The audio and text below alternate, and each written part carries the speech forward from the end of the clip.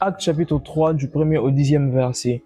Dans cette portion d'écriture, il s'agit de l'histoire d'un homme d'un boiteux de naissance qui va rencontrer Pierre et Jean et qui va connaître sa guérison. Au fait, cet homme était condamné. Sa situation de maladie ou sa situation de paralysie l'a condamné à ce qu'il puisse mendier devant le temple.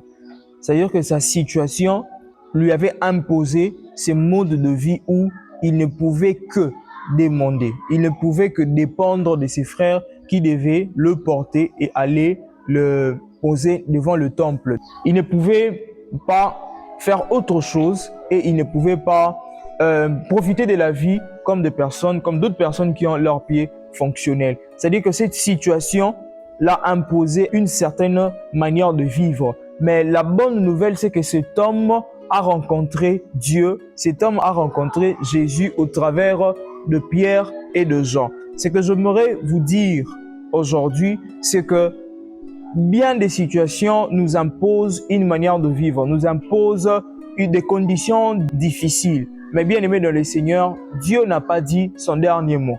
Les situations peuvent parler, les hommes peuvent parler, les hommes peuvent dire des choses sur notre vie, sur notre santé, sur notre, voire même un ministère. Mais tant que Dieu n'a pas dit son dernier mot, alors ce n'est pas fini. Tu penses que c'est fini parce que, je ne sais pas moi, tu as un cancer, tu penses que c'est fini parce que ta fille ou ton fils ou un membre de ta famille a une maladie incurable et tu te dis que c'est fini pour toi. Non, ce n'est pas fini. Celui qui a créé le ciel et la terre n'a pas dit son dernier mot. Retiens cette chose, que Dieu a le dernier mot. Quand lui parle, c'est en ces moments-là qu'on peut dire que c'est fini.